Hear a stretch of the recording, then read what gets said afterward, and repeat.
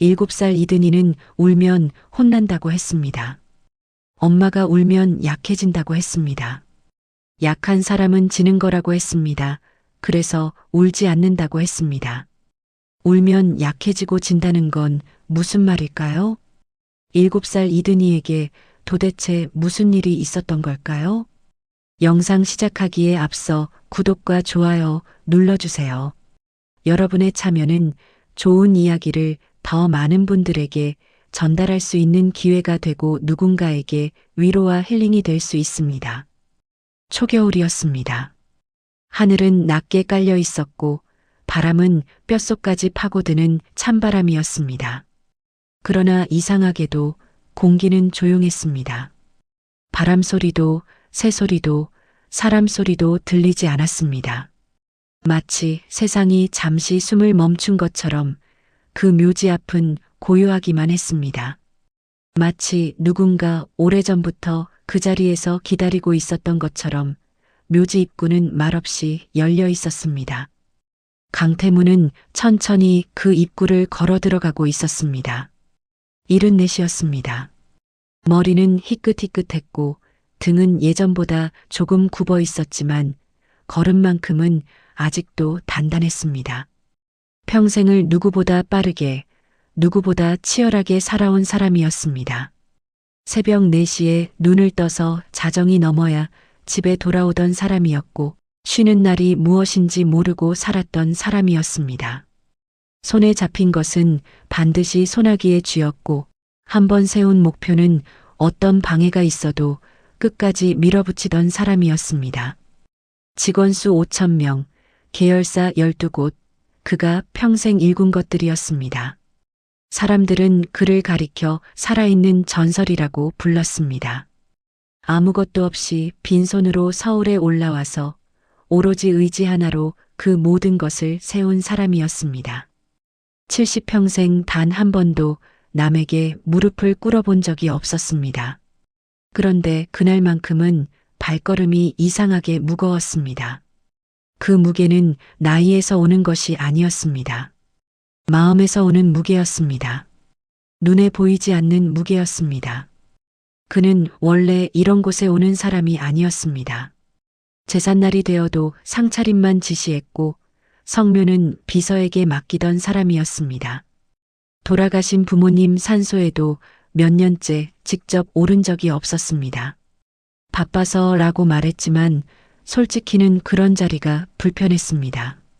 감정이 올라오는 것이 불편했고 눈물이 나올 것 같은 상황이 불편했습니다.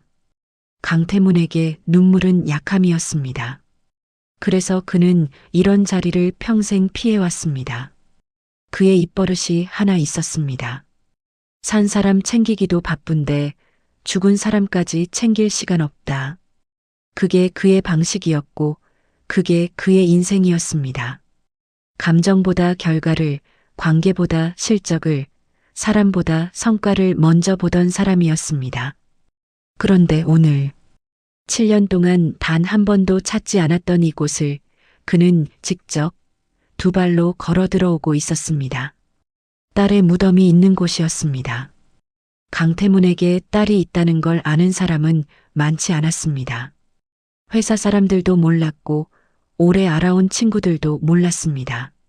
아내 김정혜만이 알고 있었고 그 이름조차도 집안에서는 꺼내지 않는 것이 불문율처럼 굳어져 있었습니다.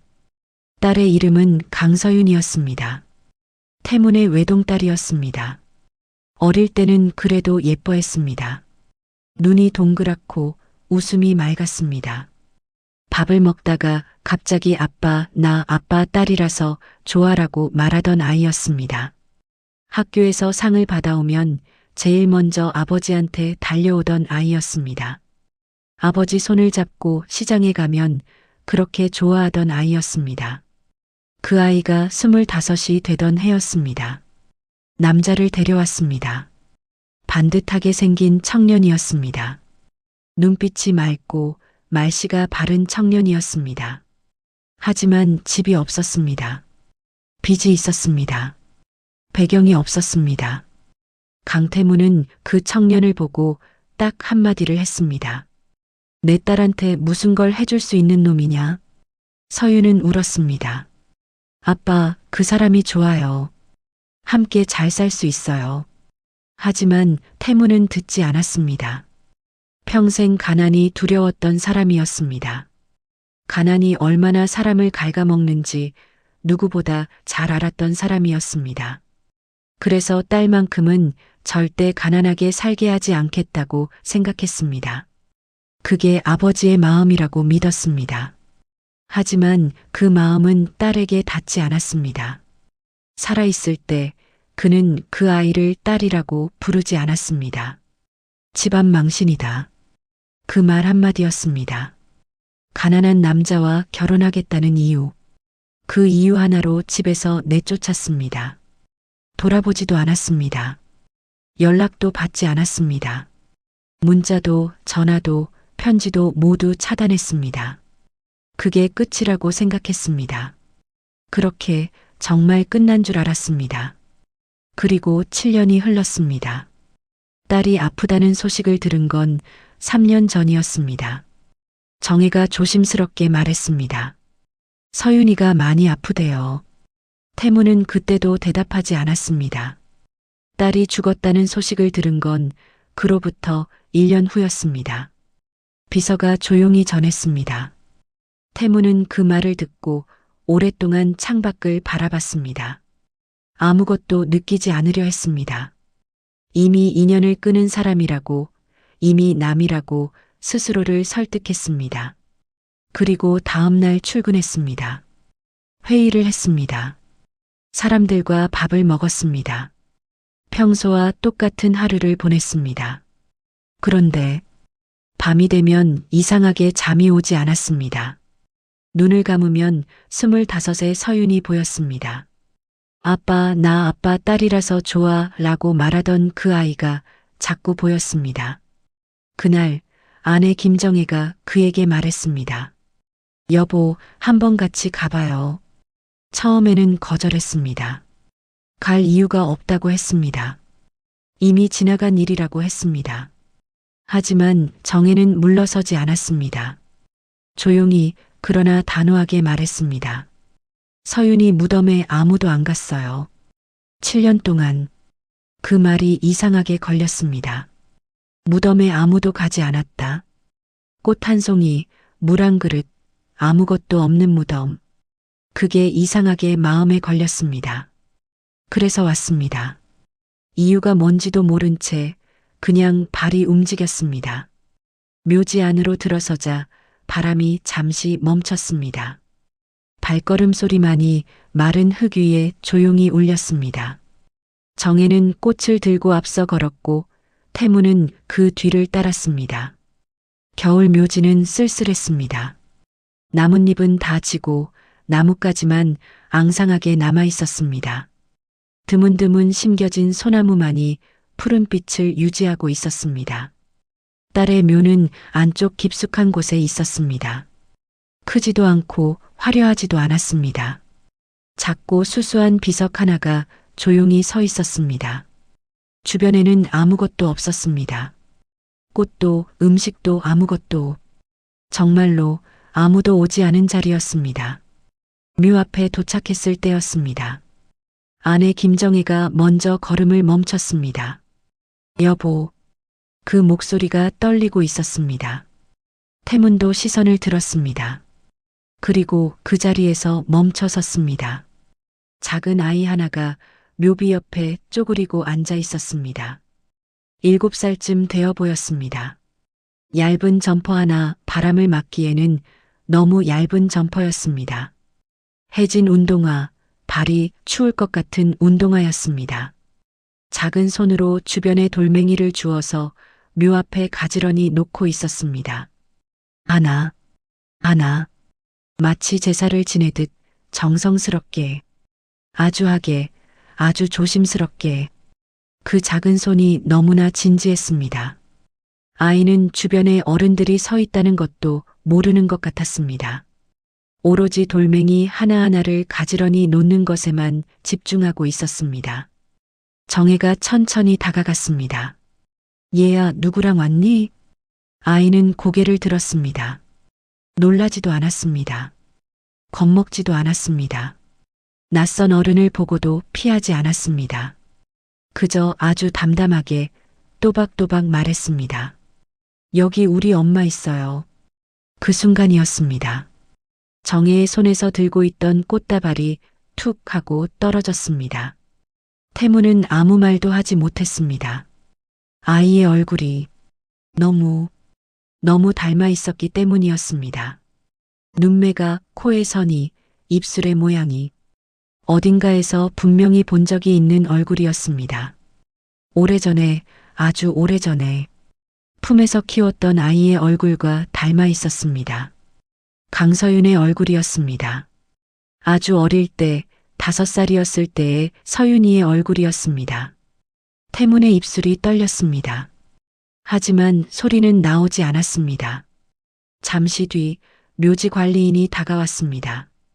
오래 이 묘지에서 일해온 중년의 남자였습니다. 태문이 물었습니다. 저 아이 아시나요? 관리인이 고개를 끄덕이며 말했습니다. 저예요? 가끔 혼자 옵니다. 혼자 버스 타고 와요. 올 때마다 저렇게 앉아 있다가 갑니다. 울지도 않아요. 한 번도 운 걸 본 적이 없습니다. 울지 않는다. 아이인데도 7살짜리 아이가 엄마 무덤 앞에서 울지 않는다. 정혜의 눈이 금세 붉어졌습니다. 그녀는 아이에게 다가가 무릎을 구부려 눈을 맞췄습니다. 얘야 춥지 않니? 아이는 고개를 저었습니다. 추운 기색이 역력한데도 아이는 고개를 저었습니다. 그리고 이렇게 말했습니다. 울면 혼나요. 묘지에 바람이 불었습니다. 울면 혼난다. 7살짜리 아이가 엄마의 무덤 앞에서 아무렇지도 않게 한 말이었습니다. 정혜는 입술을 꽉 깨물었습니다. 눈이 빨개졌습니다. 태문이 처음으로 입을 열었습니다. 누가 혼내? 아이는 아무렇지도 않게 마치 당연한 이야기를 하듯 대답했습니다. 엄마가요. 울면 약해진다고 했어요. 약한 사람은 지는 거래요. 그래서 저 안 울어요. 묘지 올 때도 안 울었어요. 엄마가 좋아할 것 같아서요. 엄마도 안 울었거든요. 아플 때도요. 엄마가 많이 아팠는데 저한테는 항상 웃어줬어요. 그래서 저도 웃어야 해요. 엄마처럼요. 그 말은 이상하게 오래 남았습니다. 약해진다. 울면 약해진다. 강태무는 그 말을 듣고 아무 말도 하지 못했습니다. 왜냐하면 그건 태문이 평생 자신에게 했던 말과 똑같았기 때문입니다. 울면 약해진다. 감정을 드러내면 진다. 강해야 살아남는다. 그게 그의 신념이었고 그게 그가 평생 살아온 방식이었습니다. 그 신념이 지금 7살 아이의 입에서 나오고 있었습니다. 딸이 물려준 말이었습니다. 아버지에게 들은 말을 딸이 가슴에 새기고 살았고 그 딸이 이제 죽어서 없는 자리에 그 말이 손녀의 입에서 나오고 있었습니다. 태무는 잠시 눈을 감았습니다. 아이의 가방이 열려 있었습니다. 그 안에 작은 공책이 하나 삐져나와 있었습니다. 삐뚤삐뚤한 글씨였습니다. 맞춤법도 엉망이었습니다. 하지만 또박또박 정성껏 쓰여 있었습니다. 한 줄 한 줄이 오늘은 엄마 덜 아팠으면 좋겠다. 밥 조금만 먹기. 엄마 약 비싸니까 참기. 학교에서 울지 않기. 어른들한테 힘들다고 말하지 않기. 글씨 크기가 들쭉날쭉했습니다. 어떤 날은 글씨가 크고 힘이 있었고 어떤 날은 글씨가 작고 눌려 있었습니다. 아이가 그날 얼마나 힘들었는지가 그 글씨에서 그대로 느껴졌습니다. 이 아이는 일기를 쓴 것이 아니었습니다. 다짐을 쓴 것이었습니다. 매일 아침 오늘 하루도 울지 않겠다고, 오늘 하루도 참겠다고, 오늘 하루도 강하겠다고 다짐을 쓴 것이었습니다. 정혜는 그 자리에서 울음을 터뜨렸습니다. 두 손으로 얼굴을 감싸고 소리를 죽이면서 울었습니다. 어깨가 들썩였습니다. 하지만 태무는 울지 않았습니다. 울 수가 없었습니다.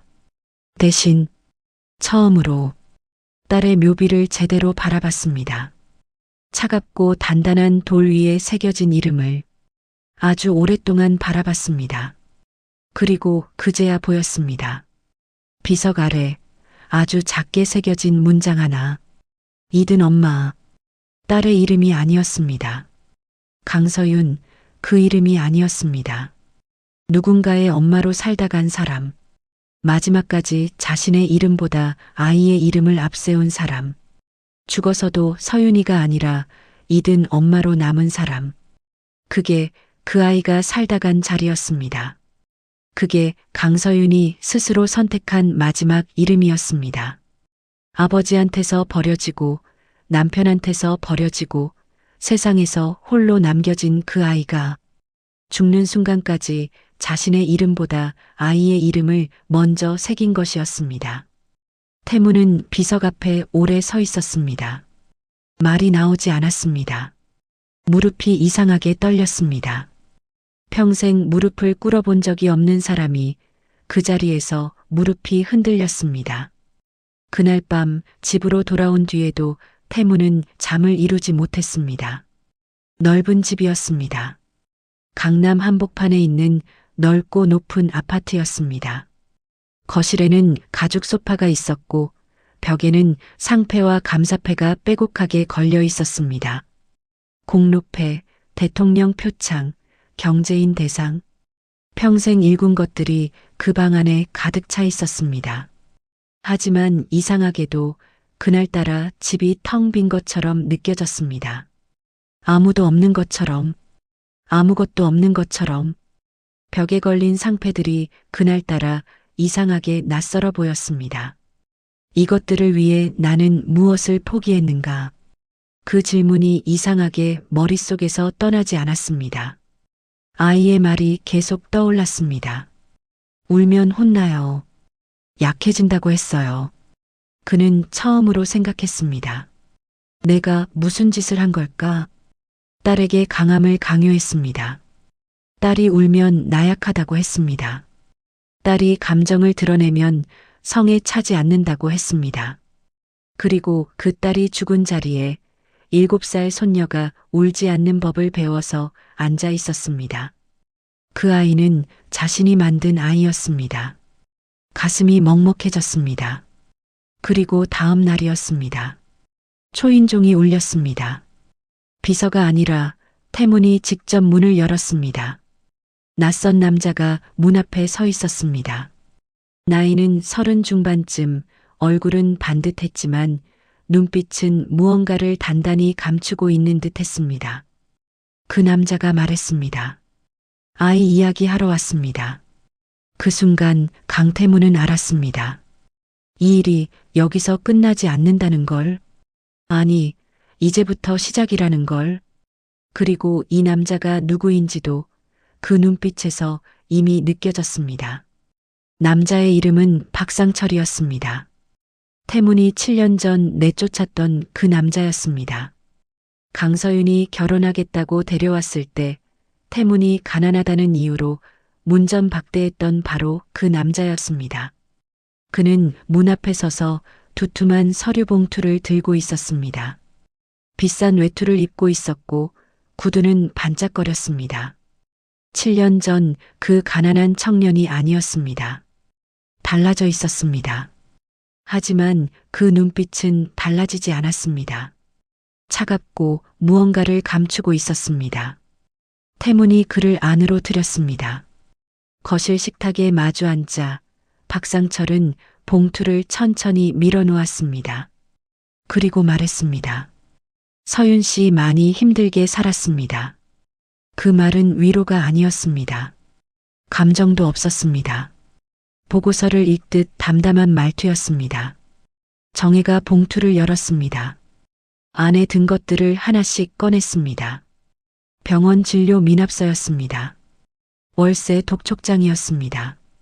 아이 급식 지원 신청서였습니다. 공과금 미납 고지서였습니다.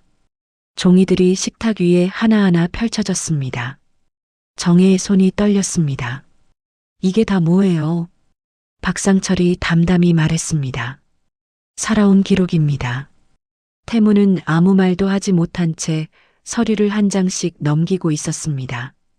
병원비 미납 3달, 4달, 5달이었습니다. 그 옆에는 납부 독촉 도장이 빨갛게 찍혀 있었습니다. 월세 독촉 2달치, 3달치, 결국 퇴거 통보까지 있었습니다. 급식 지원 신청서에는 소득 없음, 단독 세대주, 보호자 없음이라는 항목에 표시가 되어 있었습니다. 공과금 미납 고지서에는 전기와 가스가 끊길 수 있다는 경고문이 쓰여 있었습니다. 그는 마지막 장에서 멈췄습니다. 보호자 없음. 그 4글자가 이상하게 눈에 박혔습니다. 보호자가 없다. 살아있는 아버지가 있었습니다. 살아있는 어머니가 있었습니다. 하지만 서류에는 보호자가 없었습니다. 태무는 천천히 서류에서 눈을 들어 박상철을 바라봤습니다. 이걸 가지고 온 이유가 뭡니까? 박상철이 말했습니다. 아이 제가 맡겠습니다. 정혜가 놀라 물었습니다. 당신이 왜요? 그는 잠시 웃었습니다. 아주 얇게, 아주 잠깐. 제가 아버지니까요. 그 말이 거실에 조용히 떨어졌습니다. 이든의 아버지. 강서윤이 결혼했던 그 남자.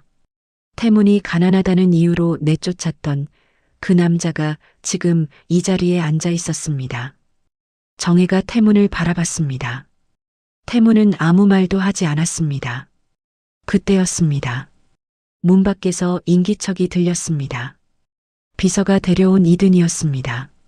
아이가 거실 안을 들여다보다가 박상철을 발견하는 순간 작은 몸이 굳어버렸습니다.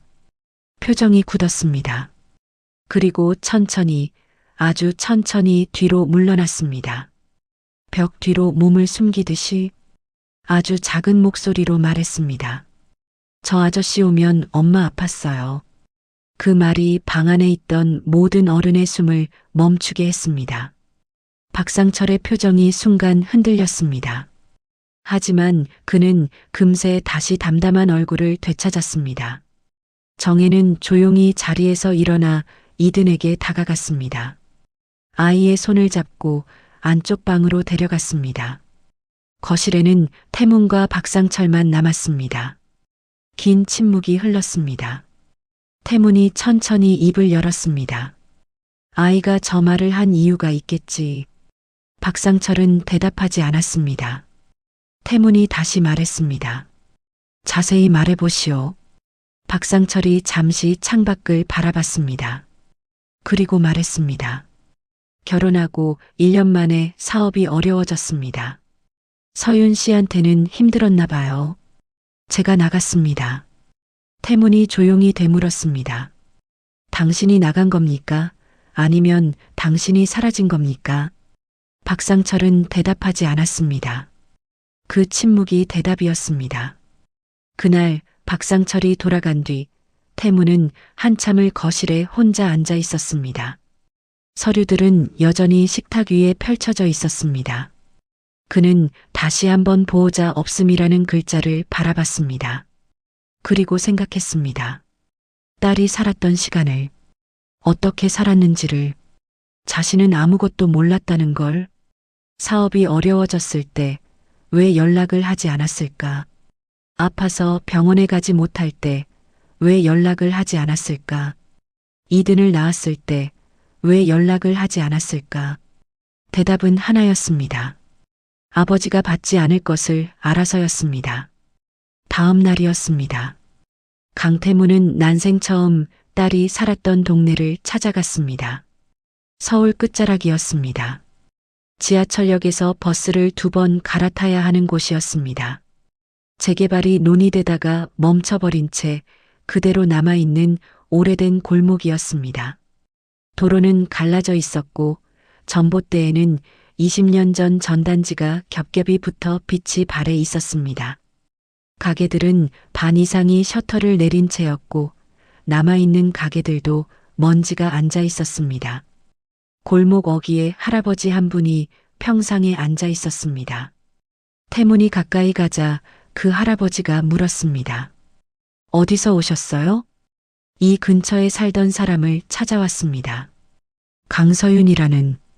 할아버지가 고개를 끄덕였습니다. 서윤이요. 알지. 착한 애였는데. 인사도 잘하고 어른들한테 먼저 다가오고. 근데 왜 이렇게 젊어서 갔을까?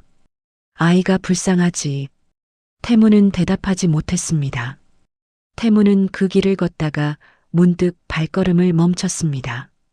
익숙하지 않은 냄새 때문이었습니다. 젖은 흙 냄새, 연탄 냄새, 곰팡이 냄새. 그 냄새는 아주 오래전에 맡아본 적이 있는 냄새였습니다. 그가 젊은 시절, 가난했던 시절에 맡았던 바로 그 냄새였습니다. 빈손으로 서울에 올라와서 쪽방과 고시원을 전전하던 시절이었습니다. 먹는 것을 줄이고 잠자는 것을 줄이고 오로지 성공만을 위해 달려가던 그 시절. 그 시절의 냄새가 여기에 있었습니다. 내가 그렇게 무서워했던 가난이 딸의 삶이었구나. 그 생각이 머릿속을 스쳐갔습니다. 여기에요. 관리인의 말에 따라 내려간 계단 반지하였습니다. 문을 여는 순간 찬 공기가 훅 하고 올라왔습니다. 햇빛이 거의 들지 않는 방이었습니다. 창문에는 신문지가 붙어 있었습니다. 곰팡이를 막으려고 붙여놓은 것이었습니다. 벽지에는 습기가 차올라 물이 번진 자국이 곳곳에 남아 있었습니다. 장판은 모서리가 들려 있었고 형광등은 하나가 나가 있었습니다. 태무는 한 발짝 들어갔다가 그 자리에서 멈췄습니다. 방이 너무 작았습니다. 그의 집 화장실보다도 작은 공간이었습니다. 어른 하나, 아이 하나가 살기에도 비좁은 공간이었습니다. 그런데 그곳에 식탁 하나가 놓여 있었습니다. 아주 작은 식탁이었습니다. 네 발이 고르지 않아서 밑에 종이를 접어 개어놓은 식탁이었습니다. 그 위에는 밥그릇 2개가 있었습니다. 둘 다 절반만 담겨 있었던 흔적이 남아 있었습니다. 이웃에 사는 할머니가 다가왔습니다. 오래 이 골목에서 살아온 분이었습니다. 서윤 씨 아세요? 태문이 물었습니다. 할머니가 고개를 끄덕이며 말했습니다. 알죠. 오래 살았잖아요. 착한 애였어요. 힘들어도 내색 안 하고 이든이한테는 항상 웃어주고. 어떻게 지냈는지 아세요? 할머니가 잠시 태문을 바라봤습니다. 그리고 말했습니다. 서윤 씨요? 늘 그렇게 먹었어요. 애 먼저 먹이고 남은 거 먹는 척만 했지. 실은 거의 못 먹었어요. 이든이가 밥 다 먹으면 기뻐하는 얼굴이 그렇게 예뻤는데. 태문의 손이 식탁 위에 천천히 내려앉았습니다. 몸이 아픈 건 언제부터였나요? 할머니가 긴 한숨을 쉬었습니다. 처음엔 숨기더라고요. 아이한테도 숨기고 이웃한테도 숨기고 기침을 저렇게 심하게 해도 그냥 감기라고만 했어요. 병원도 못 갔어요. 돈이 없어서. 할머니는 잠시 말을 멈췄습니다. 그리고 조용히 덧붙였습니다. 뜻밖의 말이었습니다. 그런데요. 그 박상철인가 하는 남자 있잖아요. 태문이 고개를 들었습니다. 서윤 씨 아플 때 한 번 왔어요. 딱 한 번. 와서 뭘 했습니까? 서류 들고 왔어요. 서윤 씨한테 뭔가 사인을 받으려고. 서윤 씨가 거절했어요. 그랬더니 소리를 질렀어요. 이든이가 그때 엄마 뒤에 숨어서 떨었어요. 태문의 눈빛이 달라졌습니다. 서류가 무슨 서류였는지 아십니까? 할머니가 고개를 저었습니다. 자세히는 모르겠는데 서윤 씨가 그 남자 보내고 나서 그러더라고요. 이든이 것은 절대 안 뺏긴다고. 이든이 것. 그 말이 태문의 머릿속에 박혔습니다. 이든이 것이 뭔가. 서윤이 이든에게 남긴 것이 무엇인가? 태무는 그날 밤 변호사에게 다시 전화를 걸었습니다. 서윤이 이름으로 된 재산이 있는지 조사해 주시오. 며칠 후 변호사가 찾아왔습니다. 서윤 씨 이름으로 된 것이 하나 있습니다. 뭐가요? 토지입니다. 서울 외곽의 작은 땅인데 지금 재개발 예정 지역에 포함되어 있습니다. 보면 상당한 금액입니다. 태문이 물었습니다. 그 땅이 어떻게 서윤이 이름으로 됐습니까? 변호사가 말했습니다. 결혼 전에 서윤 씨 어머니, 그러니까 사모님께서 서윤 씨 앞으로 조용히 넘기신 것 같습니다. 서윤 씨가 집에서 내쫓겼을 때 사모님이 몰래 해주신 것으로 보입니다. 태무는 그 말을 듣고 정혜를 바라봤습니다. 정혜가 고개를 끄덕였습니다. 미안해요. 당신한테 말 못했어요. 서윤이가 그것만은 팔지 않으려 했어요. 이든한테 물려주려고. 태무는 아무 말도 하지 못했습니다. 그리고 깨달았습니다. 박상철이 나타난 이유를. 딸의 죽음을 기다렸던 것이었습니다. 딸이 죽으면 이든이 그 땅을 상속받는다. 이든을 데려가면 그 땅도 따라온다. 그게 박상철이 나타난 이유였습니다. 태무는 그날 밤 오래 앉아 있었습니다. 그리고 생각했습니다. 아내 정혜가 서윤이에게 몰래 땅을 넘겼다. 자신이 모르게. 자신이 딸을 내쫓는 동안 정혜는 딸을 지키고 있었던 것이었습니다. 그리고 딸은 그 땅을 팔지 않았습니다. 아무리 가난해도 아무리 굶어도 이든에게 주려고 끝까지 지켰습니다. 그날 집으로 돌아온 뒤 태무는 식사를 하지 못했습니다. 식탁 위에는 늘처럼 산해진미가 올라왔지만 젓가락이 움직이지 않았습니다. 어린 손으로 쓴 글씨가 자꾸 떠올랐습니다. 엄마 약 비싸니까 참기. 밥 조금만 먹기. 그날 밤 그는 처음으로 알았습니다. 돈으로는 이미 지나간 시간을 살 수 없다는 걸. 그리고 가장 비싼 것은 사실 돈으로 살 수 있는 것이 아니었다는 걸. 함께 있어주는 것. 손 한번 잡아주는 것. 아프다는 말에 괜찮냐고 물어봐주는 것. 그것들은 돈이 필요한 것이 아니었습니다. 시간이 필요한 것이었습니다. 그 시간을 그는 딸에게 한 번도 준 적이 없었습니다. 그리고 박상철과의 싸움이 시작됐습니다. 법정에서의 싸움이었습니다. 이든은 태문의 집으로 왔습니다. 임시로 소송이 진행되는 동안 태문이 보호하기로 했습니다. 차가 들어오는 것을 보고 경비원이 허리를 굽혀 인사했습니다. 엘리베이터에는 버튼이 많았습니다. 넓은 복도가 나왔습니다. 방이 여러 개였습니다. 이든을 위해 준비한 방은 햇빛이 잘 들어오는 방이었습니다. 침대는 새 것이었고 이불은 따뜻했습니다. 옷장에는 새 옷들이 걸려 있었습니다. 신발장에는 새 신발이 놓여 있었습니다. 정혜가 이든에게 말했습니다. 여기가 이든이 방이야. 마음에 드니? 아이는 아무 말도 하지 않았습니다. 방을 둘러봤습니다. 넓고 밝고 따뜻한 방이었습니다. 그런데 아이는 침대에 올라가지 않았습니다. 저녁이 되었습니다. 정혜가 방을 들여다봤습니다. 침대는 그대로였습니다. 이든은 문 옆 바닥에 앉아 잠이 들어 있었습니다. 이불도 없이 팔을 베개 삼아. 정혜가 놀라서 안으로 들어갔습니다. 태문도 따라 들어왔습니다. 아이는 문 바로 옆 가장 문에 가까운 자리에서 자고 있었습니다. 정혜가 아이를 조심스럽게 들어 침대에 눕혔습니다. 이들이 잠결에 눈을 떴습니다. 태문이 물었습니다. 왜 거기서 자니? 이든은 잠시 생각하다 말했습니다. 여기 앉아 있어야 나가라고 하면 바로 나갈 수 있어요. 태문은 그 말을 듣고 아무 대답도 하지 못했습니다. 그 말은 사업 실패보다도 수천억 손해보다도 훨씬 더 크게 태문을 무너뜨렸습니다. 아이에게 집은 편한 곳이 아니었습니다. 언제든 쫓겨날 준비를 해야 하는 곳이었습니다.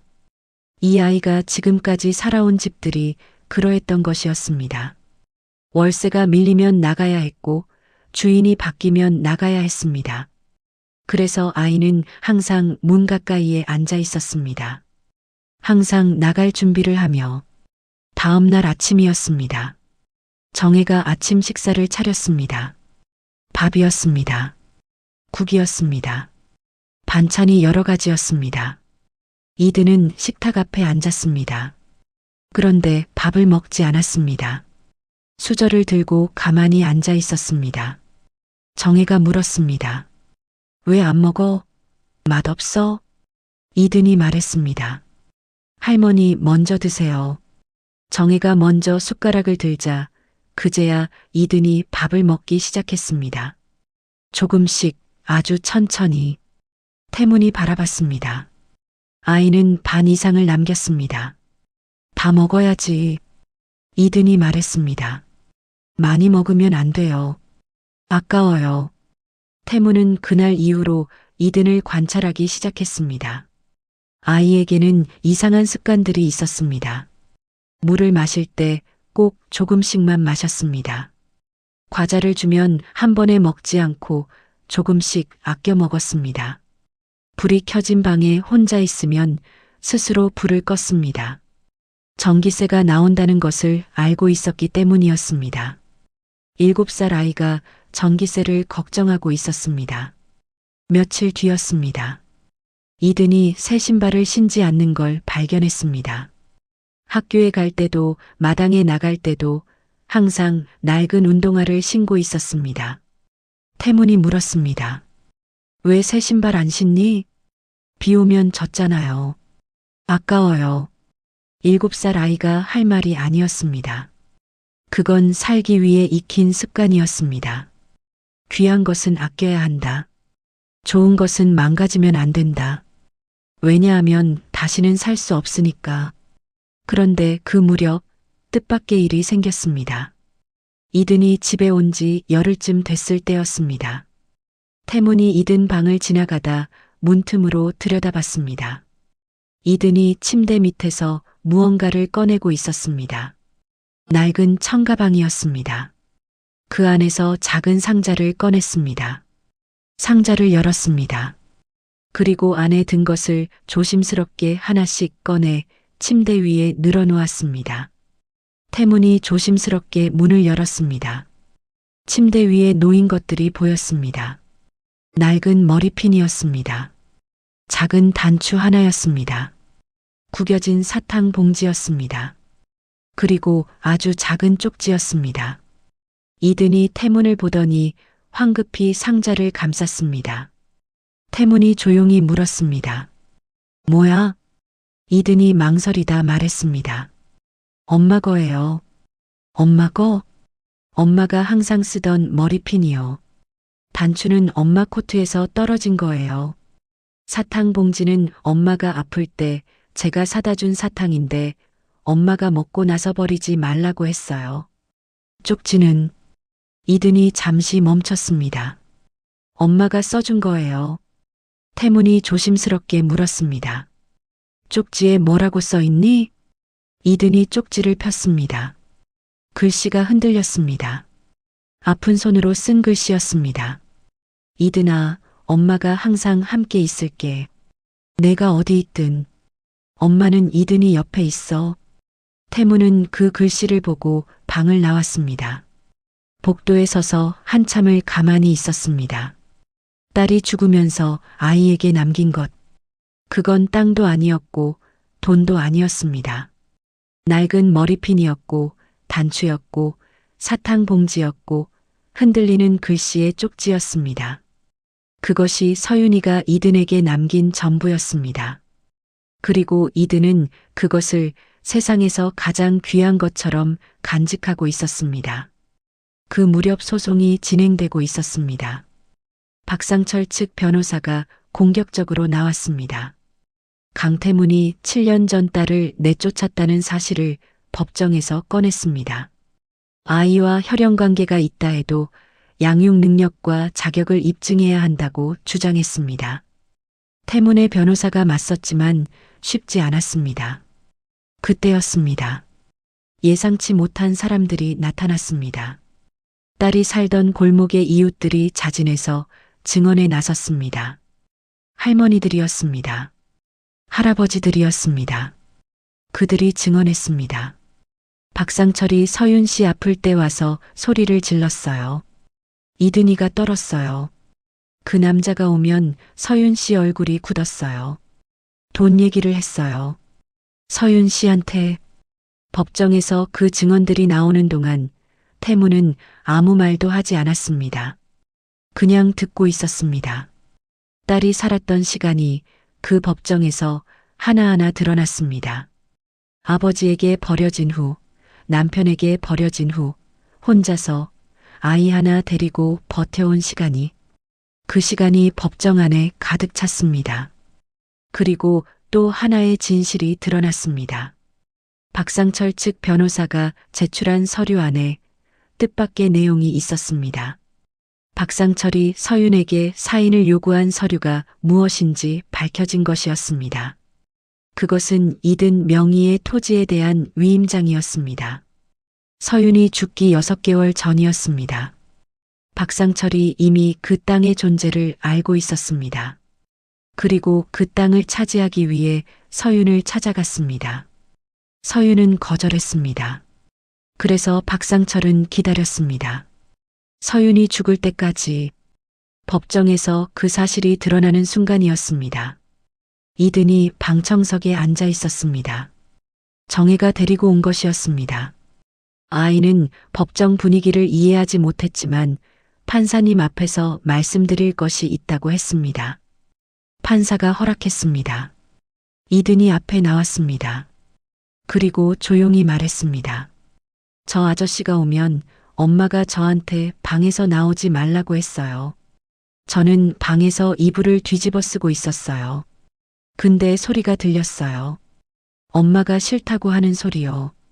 그 아저씨가 가고 나면 엄마가 저한테 와서 괜찮다고 했어요. 웃으면서요. 법정이 조용해졌습니다. 태무는 그 말을 들으며 주먹을 쥐었습니다. 딸은 아이한테 그 공포를 감추었습니다. 아이가 무서워할까봐 웃으면서 괜찮다고 했습니다. 그 딸이, 그 아이가. 판결은 태문의 승리였습니다. 박상철의 친권 청구는 기각됐습니다. 이든의 법정 후견인은 외조부 강태문으로 결정됐습니다. 사람들은 말했습니다. 회장님이 이기셨습니다. 하지만 태무는 고개를 저었습니다. 이긴 것이 아니었습니다. 딸은 없었습니다. 이든은 아직 그를 가족이라 부르지 않았습니다. 가장 중요한 것이 아직 남아 있었습니다. 소송이 끝나고 며칠이 지났습니다. 이든은 여전히 태문의 집에 있었습니다. 조금씩 달라지고 있었습니다. 밥을 조금씩 더 먹기 시작했습니다.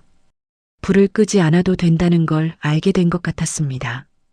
문 옆에서 자지 않게 됐습니다. 하지만 아이는 여전히 그를 가족이라 부르지 않았습니다. 그냥 조용히 있었습니다. 서윤의 유품이 정리되던 날이었습니다. 정혜가 반지하 방을 정리했습니다. 옷들은 낡아 있었습니다. 가구들은 헝 것들이었습니다. 하나하나 상자에 담으면서 정혜는 계속 눈물을 닦았습니다. 그런데 옷장 맨 아래 칸, 낡은 상자 안에서 작은 것들이 나왔습니다. 이든이 어릴 때 만든 그림들이었습니다. 색연필로 삐뚤삐뚤하게 그린 엄마 얼굴이었습니다. 손이 3개였습니다. 다리가 하나였습니다. 하지만 엄마 얼굴은 웃고 있었습니다. 그 아래 이든이 쓴 글씨가 있었습니다. 엄마 사랑해요. 그리고 그 상자 맨 아래에 작은 것이 하나 더 있었습니다. 낡은 카세트 녹음기였습니다. 건전지 칸에 건전지가 끼워져 있었습니다. 정혜가 그것을 집으로 가져왔습니다. 식탁 위에 올려놓았습니다. 태문이 그것을 한참 바라봤습니다. 손을 뻗었다가 다시 걷었습니다. 또 손을 뻗었다가 멈췄습니다. 오랫동안 망설였습니다. 그리고 천천히 재생 버튼을 눌렀습니다. 지직거리는 소리가 났습니다. 오래된 테이프가 돌아가는 소리였습니다. 그리고 익숙하지만 아주 오랜만에 듣는 목소리가 흘러나왔습니다. 딸의 목소리였습니다. 아버지, 저 서윤이에요. 태무는 숨을 멈췄습니다. 목소리에는 기침이 섞여 있었습니다. 많이 아픈 상태에서 녹음한 것 같았습니다. 아버지한테 하고 싶은 말이 있었어요. 오래전부터요. 근데 전화를 할 수가 없었어요. 받으실 것 같지 않아서요. 목소리가 잠시 멈췄습니다. 미워하지 않았어요. 한 번도요. 태무는 더 이상 숨을 쉬지 못했습니다. 손이 떨렸습니다. 목소리는 계속 흘러나왔습니다. 아버지가 왜 그러셨는지 알아요. 아버지도 힘들게 사셨잖아요. 가난이 싫으셨던 거잖아요. 저도 이해해요. 정말로요. 잠시 침묵이 흘렀습니다. 기침 소리가 났습니다. 그냥 끝까지 한 번만 안아보고 싶었어요. 그것만이요. 아버지 딸로 살았다는 게 창피하지 않았어요. 한 번도요. 아버지를 사랑했어요. 지금도요. 태무는 끝까지 듣지 못했습니다. 녹음기를 내려놓은 채 고개를 들지 못했습니다. 정혜가 방 밖에서 기다리고 있었습니다. 태문이 방 안에서 오래 나오지 않자 조심스럽게 문을 열었습니다. 태문이 의자에 앉아 있었습니다. 고개를 숙인 채 어깨가 흔들리고 있었습니다. 정혜는 그 모습을 보고 조용히 방으로 들어갔습니다. 그리고 남편의 어깨 옆에 조용히 앉았습니다. 아무 말도 하지 않았습니다. 그냥 옆에 있었습니다. 평생 단 한 번도 울지 않던 사람이 그날 처음으로 무너졌습니다. 그것은 요란한 울음이 아니었습니다. 소리도 없었습니다. 흐느낌도 없었습니다. 하지만 어깨가 조용히 흔들렸습니다. 강태문 74세 회장이 딸의 목소리를 들은 채 무너졌습니다. 한참이 지난 후였습니다. 태문이 고개를 들었습니다. 눈이 붉어져 있었습니다. 그는 한동안 창밖을 바라봤습니다. 그리고 말했습니다. 서윤이가 아버지를 미워하지 않았다고 했소. 정혜가 조용히 고개를 끄덕였습니다. 그 말이 나는 모르겠소. 그게 더 가슴이 아픈 건지. 미워한다고 했으면 차라리 나았을 것 같소. 정혜가 말했습니다. 그게 서윤이니까요. 그 아이니까요. 그런데 그날 밤이었습니다. 뜻밖의 일이 생겼습니다.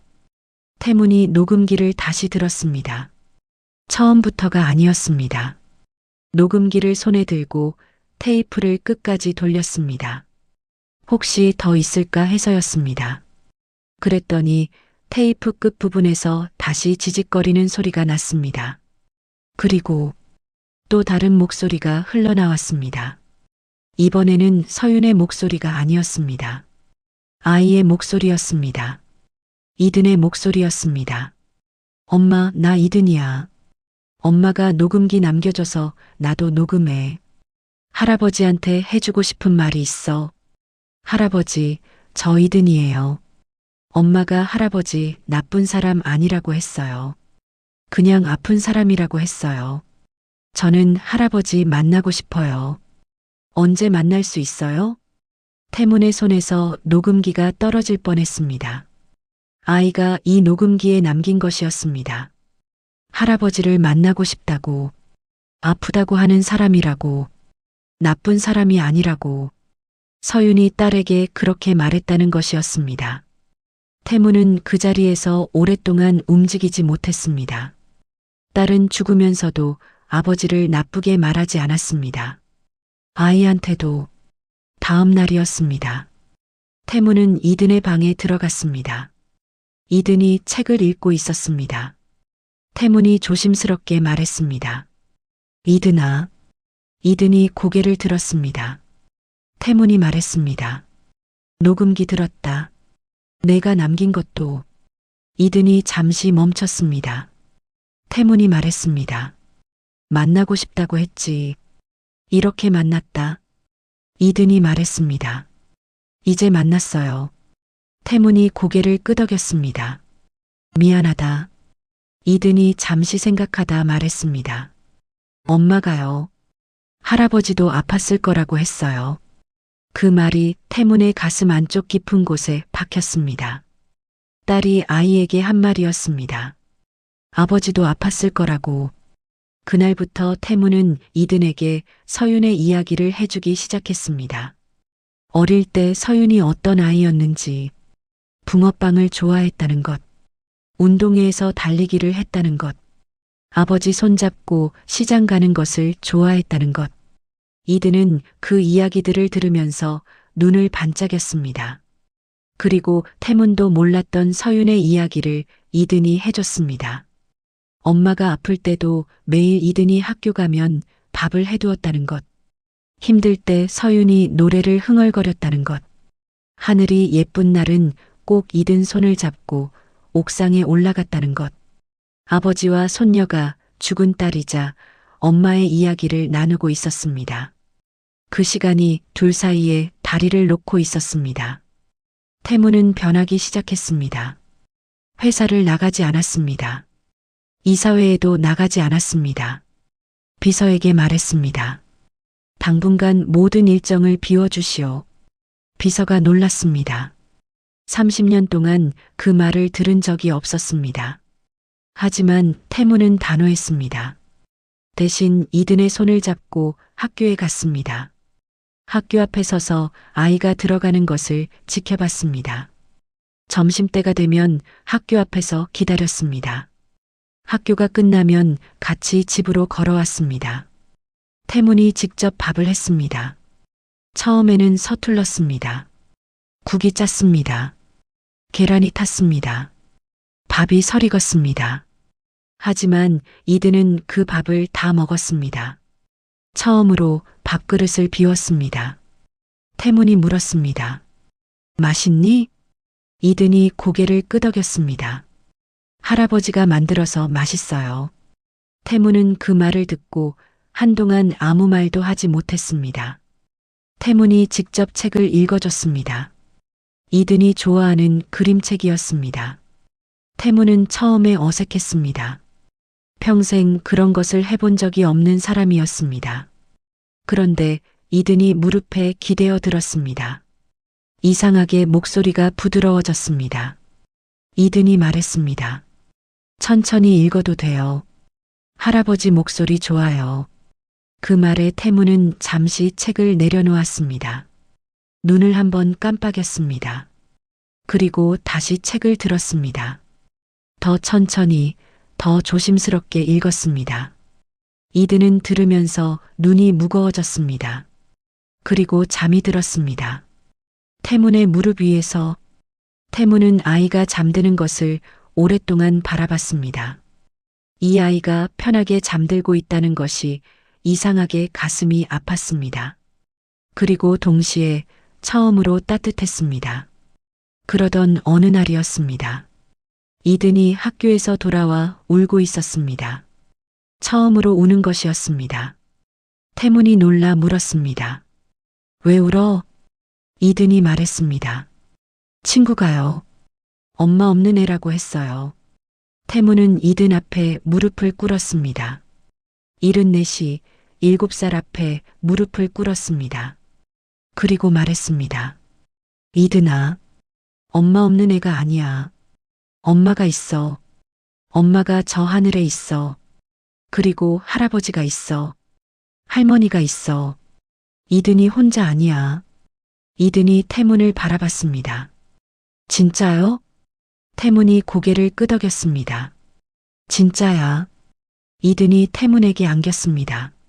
처음으로 이든이 먼저 안겼습니다. 태문은 그 작은 몸을 꼭 안았습니다. 평생 처음으로 느끼는 따뜻함이었습니다. 그런데 그 무렵 또 하나의 뜻밖의 일이 생겼습니다. 박상철이 항소를 제기한 것이었습니다. 1심 판결에 불복한 것이었습니다. 이번에는 다른 전략을 들고 왔습니다. 강태문이 건강상 이유로 아이를 돌볼 능력이 없다는 주장이었습니다. 그리고 증거로 제출한 것이 있었습니다. 태문의 건강검진 기록이었습니다. 어떻게 입수했는지 알 수 없었습니다. 기록에는 태문의 심장 문제가 적혀 있었습니다. 태문은 그 사실을 이든에게 숨겼습니다. 정혜에게도 숨기고 있었습니다. 1년 전부터 알고 있었던 일이었습니다. 심장이 좋지 않았습니다. 의사가 말했습니다. 스트레스를 줄이시고 무리하지 않으셔야 합니다. 하지만 태문은 그 말을 듣지 않았습니다. 딸의 무덤을 찾아가던 날도, 이든을 학교에 데려다 주던 날도 몸이 힘들어도 참았습니다. 정혜가 그 사실을 알게 된 것은 법정 서류를 통해서였습니다. 법정에서 처음 들은 것이었습니다. 정혜가 집에 돌아와 태문에게 물었습니다. 왜 말 안 했어요? 태문이 말했습니다. 말했으면 당신이 걱정했을 거요. 정혜가 말했습니다. 걱정하라고 있는 거잖아요. 부부가. 태문은 그 말을 듣고 오랫동안 아무 말도 하지 못했습니다. 걱정하라고 있는 거잖아요.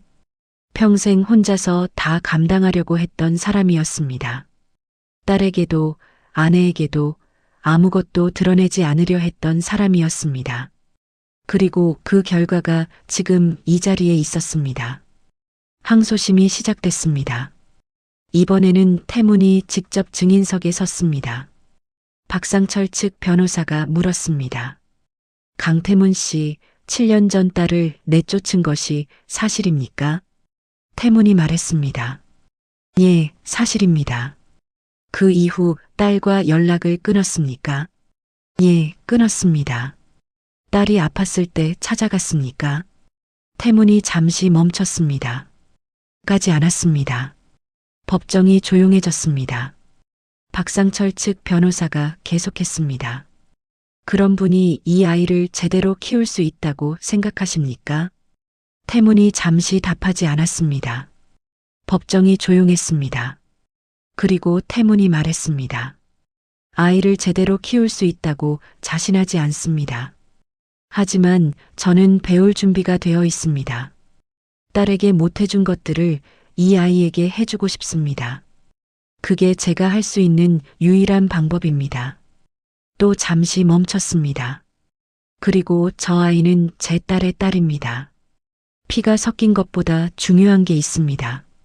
저 아이가 무서워하지 않는 사람 곁에 있어야 합니다. 판사가 말했습니다. 이든 양은 현재 누구 곁에 있기를 원합니까? 이든이 방청석에서 일어났습니다. 그리고 조용히 말했습니다. 할아버지 곁에 있고 싶어요. 항소심도 태문의 승리였습니다. 그러나 태문은 법정을 나오면서 생각했습니다. 진짜 싸움은 지금부터라고. 이든의 마음을 여는 것이 진짜 싸움이라고. 그리고 그 무렵 정혜가 조용히 말했습니다. 여보, 나 이든이랑 그 골목에 있고 싶어요. 태문이 물었습니다. 왜요? 이든이한테는 그 골목이 엄마 냄새 나는 곳이에요. 그곳에서 살고 싶다고 했어요. 내가 같이 있어줄게요. 태문은 잠시 정혜를 바라봤습니다. 그리고 고개를 끄덕였습니다. 그렇게 하시오. 정혜는 이든의 손을 잡고 그 골목으로 떠났습니다. 골목 할머니가 사는 작은 집에 정혜와 이든이 함께 살기 시작했습니다. 태문은 거대한 집에 혼자 남았습니다. 불이 켜진 방은 많았습니다. 하지만 사람이 있는 방은 없었습니다. 거실은 넓었습니다. 하지만 아무도 없었습니다. 식탁은 있었습니다. 하지만 앉을 사람이 없었습니다. 첫날 밤이었습니다. 태문은 혼자 밥을 했습니다. 국이 짰습니다. 밥을 혼자 먹었습니다. 먹다가 젓가락을 내려놓았습니다. 이든한테 해줄 때는 맛있다고 했는데 혼자 먹으니 왜 이렇게 맛이 없는지. 다음 날이었습니다. 태문은 이든이 있는 골목집을 찾아갔습니다. 작은 집이었습니다. 마당에 화분이 있었습니다. 문을 두드리자 이든이 나왔습니다. 할아버지, 이든이 환하게 웃었습니다. 태문이 말했습니다. 잘 지내니? 이든이 고개를 끄덕였습니다. 예. 할머니가 엄마 이야기 많이 해줘요. 정혜가 나왔습니다. 다 같이 작은 식탁에 앉았습니다. 골목 할머니가 차를 내왔습니다. 좁고 작은 식탁이었습니다. 하지만 이상하게 따뜻했습니다. 이든이 태문 옆에 앉았습니다. 그리고 물었습니다. 할아버지, 오늘 밥 먹었어요? 태문이 웃었습니다. 먹었지. 이든이 말했습니다. 혼자 먹었어요? 태문이 고개를 끄덕였습니다. 이든이 말했습니다. 할아버지도 여기 와서 먹어요. 할머니 밥 맛있어요. 태문은 그 말을 듣고 고개를 끄덕였습니다. 그래, 그렇게 할게.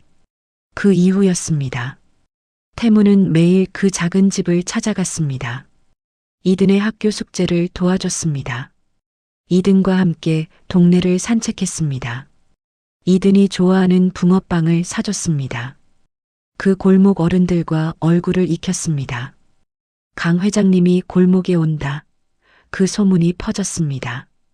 처음에는 모두 어색해했습니다. 하지만 시간이 지나면서 태문은 그 골목에서 이든 할아버지가 됐습니다. 회장이 아니라 이든 할아버지였습니다. 그리고 일주일에 한 번은 딸의 무덤을 찾아갔습니다. 꽃을 들고 혼자 비석 앞에 서서 오래 있었습니다. 말을 했습니다. 이든 이야기를 했습니다. 이든이 밥을 잘 먹게 됐다고 했습니다. 이든이 웃기 시작했다고 했습니다. 이든이 붕어빵을 좋아한다고 했습니다. 그러던 어느 날이었습니다. 묘지에 갔더니 이든이 먼저 와 있었습니다. 혼자였습니다. 비석 옆에 쪼그려 앉아서 작은 손수건으로 비석을 닦고 있었습니다. 태문이 다가갔습니다. 이든이 고개를 들었습니다. 그리고 말했습니다. 할아버지도 왔어요? 태문이 고개를 끄덕였습니다. 응. 이든이 말했습니다. 같이 있어요. 둘은 그 자리에 나란히 앉았습니다.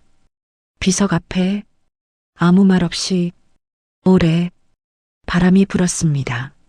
나뭇잎이 흔들렸습니다. 소나무 향기가 났습니다. 한참 뒤 이든이 말했습니다. 엄마한테 뭐라고 해요? 올 때마다. 태문이 잠시 생각했습니다. 그리고 말했습니다. 이든이 이야기해준다. 오늘 뭐 먹었는지, 학교에서 뭐 했는지. 이든이 고개를 끄덕였습니다. 저도 그래요. 할아버지 이야기해요. 태문이 놀라 바라봤습니다. 나 이야기? 이든이 고개를 끄덕였습니다. 할아버지가 밥 만들다가 계란 태웠다고 했어요. 엄마가 웃을 것 같아서요. 태문은 그 말을 듣고 한동안 아무 말도 하지 못했습니다. 그리고 처음으로 딸의 무덤 앞에서 소리 없이 웃었습니다. 그날 묘지를 나오면서 태문은 이든의 손을 잡았습니다. 이든이 손을 꼭 쥐었습니다. 둘이 나란히 걸었습니다. 이든이 물었습니다. 할아버지, 엄마가 할아버지 보고 싶을 것 같아요? 태문이 대답했습니다. 그럴 것 같다. 이든이 말했습니다. 저도 엄마가 보고 싶어요. 근데요. 이든이 위를 쳐다봤습니다. 엄마가 항상 함께 있다고 했어요. 내가 어디 있든. 태문이 고개를 끄덕였습니다. 그래. 엄마가 항상 함께 있어. 그 이후 태문은 회사로 돌아가지 않았습니다. 은퇴를 했습니다. 아들처럼 키웠던 임원에게 회사를 넘겼습니다. 사람들이 놀랐습니다. 평생 일만 하던 사람이 은퇴를 했다는 것에 태문이 말했습니다. 이제 다른 일이 생겼소. 태문의 일과는 달라졌습니다. 아침에 일어나서 골목집에 갔습니다. 이든의 아침밥을 챙겼습니다. 학교에 데려다 줬습니다. 학교가 끝나면 데리러 갔습니다. 저녁에 책을 읽어줬습니다. 주말에는 이든과 함께 딸의 무덤에 갔습니다. 그리고 그 골목 어른들과 마루에 앉아 이야기를 나눴습니다. 이든 할아버지로 살았습니다. 봄이 됐습니다. 이든이 학교에서 숙제를 가져왔습니다. 가족 사진을 붙이는 숙제였습니다. 이든이 태문에게 물었습니다. 할아버지, 우리 가족 사진 있어요? 태문은 잠시 생각했습니다. 그리고 말했습니다. 없는데, 같이 찍을까? 그날 태문과 정혜, 이든, 그리고 골목 할머니까지 넷이 사진관에 갔습니다. 작은 동네 사진관이었습니다. 이든이 할아버지 옆에 섰습니다. 할머니가 양쪽에 섰습니다. 사진사가 말했습니다. 하나, 둘, 셋. 찰칵. 사진이 나왔습니다. 이든이 가장 먼저 봤습니다. 할아버지, 웃어요. 우리 다 웃고 있어요. 태문이 사진을 봤습니다. 자신이 웃고 있었습니다. 언제부터 웃게 됐는지 모르겠지만 사진 속 74의 남자가 웃고 있었습니다. 이든이 그 사진을 가방에 넣었습니다. 학교 숙제 공책에 붙이기 위해서였습니다. 그리고 말했습니다. 엄마한테도 보여줘야겠다. 그 주말이었습니다. 이든이 그 사진을 딸의 무덤 앞에 세워놓았습니다. 돌멩이 2개로 받쳐서 그리고 말했습니다. 엄마, 우리 가족이야. 바람이 불었습니다. 사진이 살짝 흔들렸습니다. 태무는 그 장면을 바라봤습니다. 딸의 비석 앞에 세워진 가족 사진. 너무 늦게 찍힌 사진이었습니다. 하지만 그래도 찍혔습니다. 그날 태무는 비석 앞에서 아주 늦게 말했습니다. 아버지가 틀렸다. 바람만 불었습니다. 대답은 들리지 않았습니다. 내가 데려온 그 사람이 가난하다고 내쫓았다. 그게 틀렸다. 사람을 돈으로 봤다. 그게 틀렸다. 너한테 강해야 한다고 했다. 울지 말라고 했다. 그것도 틀렸다. 바람이 불었습니다. 태무는 눈을 감았습니다. 미안하다, 서윤아. 대답은 없었습니다. 하지만 그는 알고 있었습니다. 이제 남은 생은 용서를 받는 시간이 아니라는 걸, 용서를 구하며 살아가는 시간이라는 걸, 돌아오는 길이었습니다. 이든이 태문의 손을 잡고 걸었습니다. 그리고 말했습니다. 할아버지, 응. 엄마가 할아버지 나쁜 사람 아니라고 했어요. 태문이 말했습니다. 알아. 이든이 말했습니다. 저도 그렇게 생각해요. 태문은 이든의 손을 더 꼭 쥐었습니다. 아무 말도 하지 않았습니다. 말이 필요 없었습니다. 그 이후로도 태문은 매일 그 골목을 찾았습니다. 이든이 크는 것을 봤습니다. 이든이 학교에서 상을 받아오는 것을 봤습니다. 이든이 달리기를 좋아한다는 것을 알게 됐습니다. 서윤이처럼 달리기를 좋아했습니다. 이든이 붕어빵 가게 앞에서 멈추는 것을 봤습니다. 서윤이처럼 붕어빵을 좋아했습니다. 어느 겨울날이었습니다. 이든과 함께 붕어빵을 먹으면서 걷고 있었습니다. 이든이 말했습니다. 할아버지, 나 이거 먹을 때마다 엄마 생각나요. 태문이 고개를 끄덕였습니다. 나도 그래. 이든이 말했습니다. 엄마도 좋아했어요? 태문이 말했습니다. 응. 아주 어릴 때부터 좋아했어. 아버지 손잡고 사달라고 졸랐지. 이든이 웃었습니다. 나도 졸랐어요. 할아버지한테. 태문도 웃었습니다. 알아. 둘은 붕어빵을 먹으면서 걸었습니다. 겨울바람이 불었습니다. 하지만 춥지 않았습니다. 한 아버지는 너무 늦게 깨달았습니다. 그리고 그 늦음이 얼마나 많은 것을 돌이킬 수 없게 만들었는지 알게 됐습니다. 하지만 또한 늦었어도 시작할 수 있다는 것도 알게 됐습니다. 딸은 돌아오지 않았습니다. 하지만 딸이 남긴 아이가 있었습니다. 그 아이가 매일 웃고 있었습니다. 그것으로 충분했습니다. 남은 생 동안 그것으로 살아갈 수 있었습니다.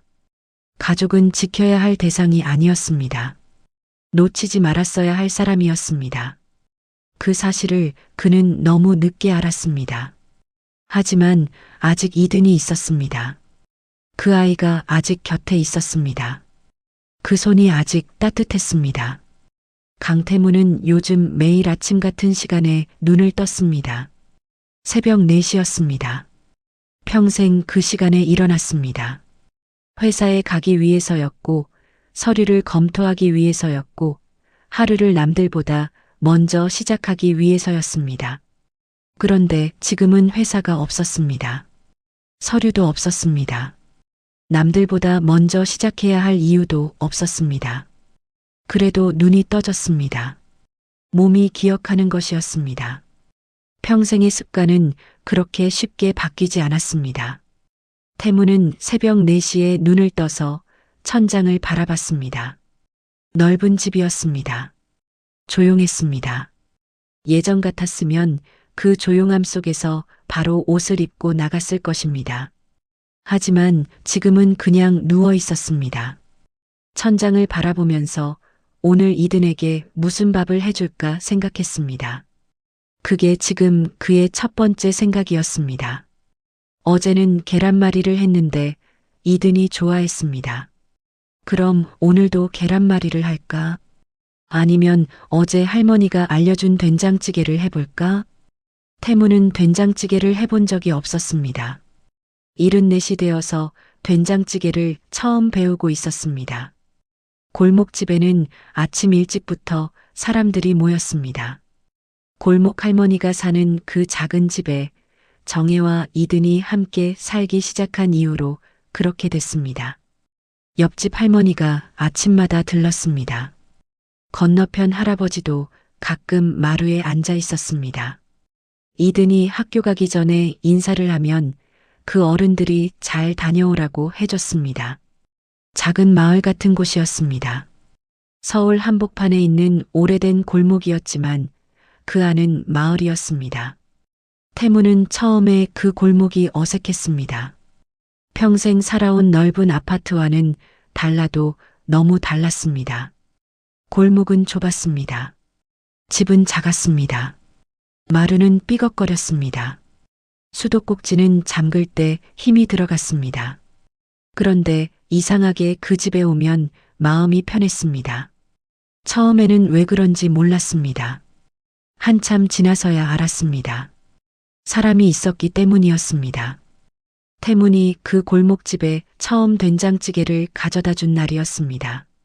전날 밤에 할머니한테 배워서 새벽 5시부터 만들었습니다.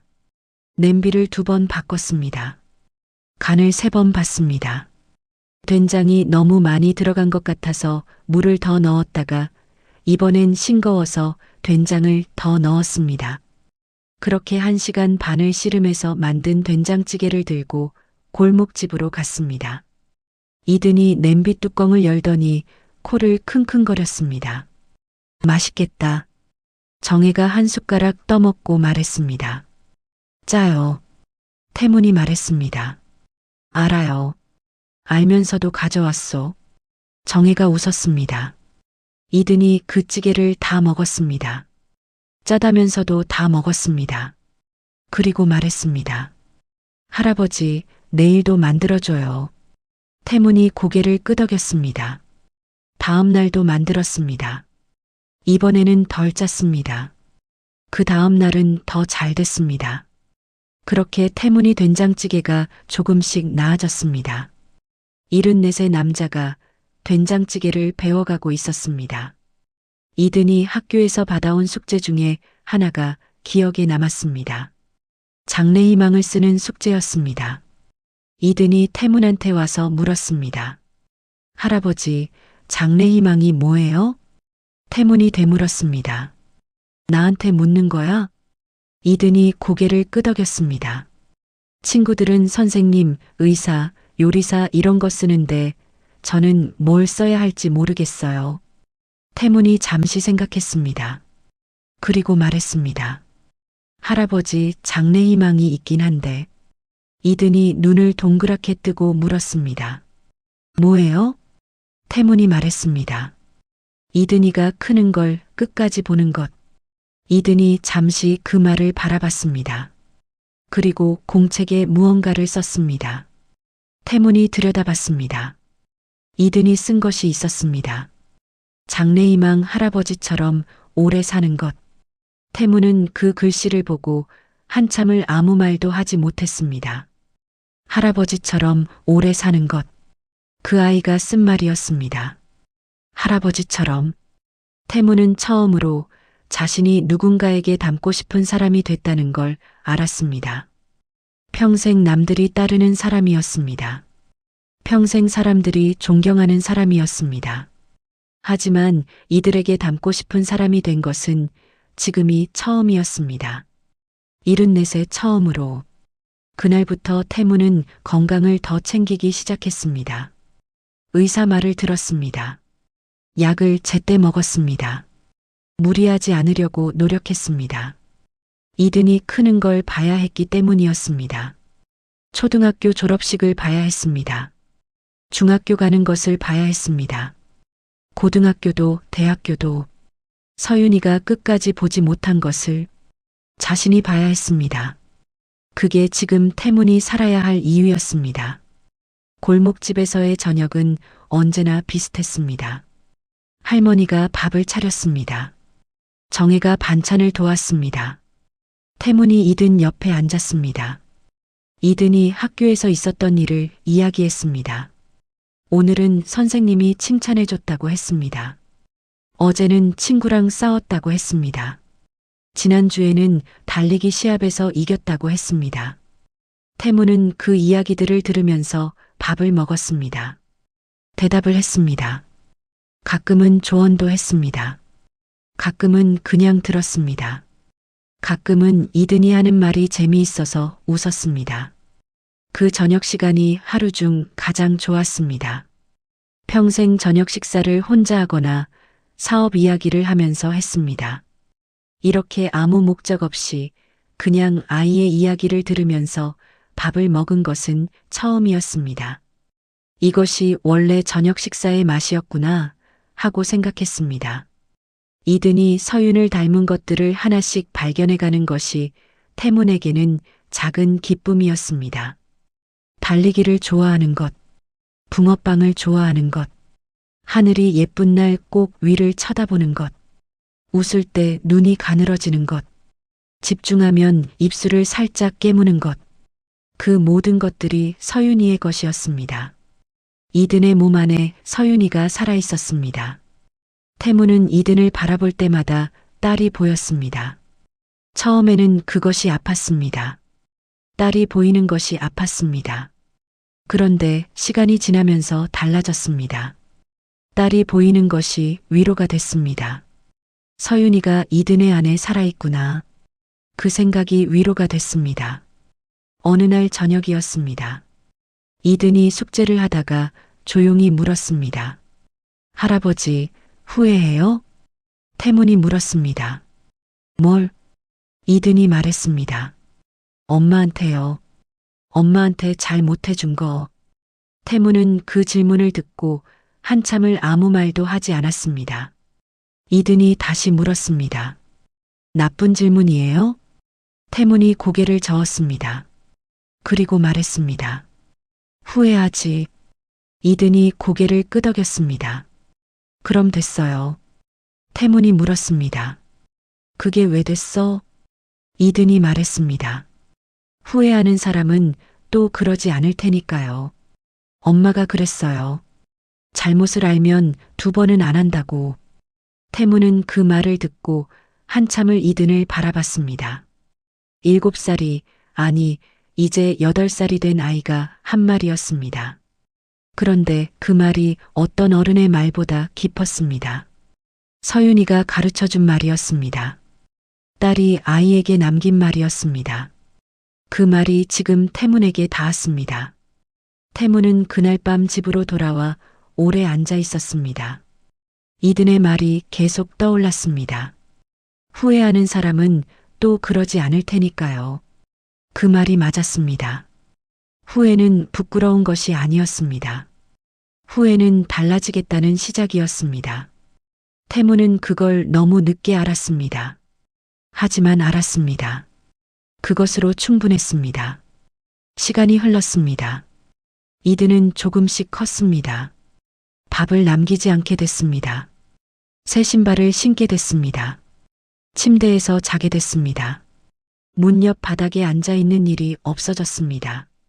좋은 것을 아껴두지 않게 됐습니다. 가끔은 과자를 한 번에 다 먹기도 했습니다. 그리고 웃는 날이 많아졌습니다. 처음에 태문의 집에 왔을 때 이든은 좀처럼 웃지 않았습니다. 담담하고 조용하고 울지 않는 아이였습니다. 그런데 지금은 달랐습니다. 이든이 웃었습니다. 작은 것에도 웃었습니다. 할아버지가 계란을 태웠다고 웃었습니다. 할머니가 엉뚱한 말을 했다고 웃었습니다. 길가에 강아지가 지나간다고 웃었습니다. 그 웃음이 태문에게는 세상에서 가장 값진 것이었습니다. 그리고 이든이 처음으로 울게 됐습니다. 진짜로 울게 됐습니다. 참지 않고 소리를 내서 울게 됐습니다. 처음에는 학교에서 억울한 일이 있었을 때였습니다. 집에 와서 정혜한테 안겨 울었습니다. 그 다음에는 엄마 생각이 많이 난다고 울었습니다. 그 다음에는 달리기 시합에서 졌다고 울었습니다. 울 때마다 태문이 옆에 있었습니다. 그리고 말했습니다. 울어도 돼. 이든이 태문을 바라봤습니다. 약해지지 않아요? 태문이 말했습니다. 아니야. 울 수 있는 게 강한 거야. 할아버지가 틀렸었어. 울면 약해진다고 했는데 그 말이 틀렸어. 이든이 잠시 생각했습니다. 그리고 고개를 끄덕였습니다. 그리고 다시 울었습니다. 이번에는 더 크게, 더 오래 울었습니다. 태문이 그 옆에 있었습니다. 아무 말도 하지 않고 그냥 옆에 있었습니다. 그날 이든이 다 울고 나서 말했습니다. 시원해요. 태문이 물었습니다. 뭐가? 울고 나니까 시원해요. 태문이 말했습니다. 그래. 원래 그래. 이든이 물었습니다. 할아버지도 울어본 적 있어요? 태문이 잠시 생각했습니다. 그리고 말했습니다. 있어. 딱 한 번. 이든이 물었습니다. 언제요? 태문이 말했습니다. 엄마 목소리 들었을 때. 이든이 조용히 고개를 끄덕였습니다. 그리고 말했습니다. 저도 엄마 목소리 들으면 울 것 같아요. 태문이 말했습니다. 울어도 돼. 그 이후로 이든은 울 줄 아는 아이가 됐습니다. 울고 나서 시원하다고 하는 아이가 됐습니다. 그리고 그만큼 더 잘 웃는 아이가 됐습니다. 태문은 그걸 보면서 생각했습니다. 서윤아, 이든이가 울게 됐다. 약해진 게 아니야. 강해진 거야. 진짜로 강해진 거야. 어느 날 이든이 학교에서 돌아와 말했습니다. 할아버지, 오늘 선생님이 가족에 대해 쓰라고 했어요. 태문이 물었습니다. 뭐라고 썼어? 이든이 가방에서 공책을 꺼냈습니다. 그리고 펼쳤습니다. 삐뚤삐뚤한 글씨였지만 예전보다는 바르게 쓰여 있었습니다. 나의 가족은 할아버지, 할머니, 골목 할머니, 그리고 하늘에 있는 엄마입니다. 우리 엄마는 하늘에서 나를 보고 있습니다. 할아버지는 매일 밥을 만들어줍니다. 짤 때도 있지만 맛있습니다. 할머니는 엄마 이야기를 해줍니다. 골목 할머니는 나한테 항상 잘했다고 해줍니다. 나는 이 가족이 좋습니다. 태무는 그 글을 읽고 한참을 아무 말도 하지 못했습니다. 나는 이 가족이 좋습니다. 그 한 문장이 태문이 평생 받아본 어떤 상패보다, 어떤 감사패보다, 어떤 칭찬보다 컸습니다. 정혜가 옆에서 그 공책을 봤습니다. 그리고 조용히 말했습니다. 당신이 잘하고 있는 거예요. 태문이 말했습니다. 늦었지. 정혜가 말했습니다. 늦었어도 하는 거잖아요. 태문이 고개를 끄덕였습니다. 그게 맞소. 태문은 요즘 이상하게 시간이 천천히 간다고 느꼈습니다. 평생 시간이 빠르게 갔습니다. 항상 빠르게 달렸고 항상 다음 목표를 향해 달렸습니다. 그래서 지나온 시간을 돌아볼 여유가 없었습니다. 그런데 지금은 달랐습니다. 이든이 밥을 먹는 것을 바라봤습니다. 이든이 숙제를 하는 것을 바라봤습니다. 이든이 잠든 것을 바라봤습니다. 그 하나하나의 장면이 선명하게 눈에 박혔습니다. 아, 지금 이 순간이 지나가고 있구나. 이 순간을 나는 보고 있구나. 그 생각이 이상하게 소중했습니다. 서윤이가 어릴 때 이런 순간들이 있었을 것입니다. 밥을 먹는 서윤이를 바라보는 순간, 잠든 서윤이를 바라보는 순간. 하지만 그때는 보지 않았습니다. 항상 바빴습니다. 항상 다른 데에 정신이 팔려 있었습니다. 그래서 그 순간들이 기억에 없었습니다. 지금은 달랐습니다. 이든의 모든 순간을 기억하고 싶었습니다. 눈에 담고 싶었습니다. 골목 할머니가 어느 날 태문에게 말했습니다. 회장님, 이든이 참 많이 달라졌어요. 태문이 고개를 끄덕였습니다. 할머니가 말했습니다. 처음에 이 골목 왔을 때 저 아이 눈빛이 얼마나 무거웠는지 몰라요. 세상을 너무 일찍 안 눈빛이었어요. 그런데 요즘은 달라요. 애 눈빛이 됐어요. 그게 회장님 덕이에요. 태문이 말했습니다. 그건 아니요. 서윤이 덕이지. 할머니가 물었습니다. 서윤 씨요? 태문이 말했습니다. 이든이가 저렇게 된 건 서윤이가 그 아이한테 뭔가를 심어놨기 때문이요. 저는 그걸 자라게 해준 것뿐이요. 할머니가 잠시 태문을 바라봤습니다. 그리고 고개를 끄덕였습니다. 그래요. 서윤이가 심어놨고 회장님이 자라게 해줬어요. 그게 다 같이 한 거예요. 태문은 그 말이 맞다고 생각했습니다. 서윤이가 심어놓은 것이었습니다.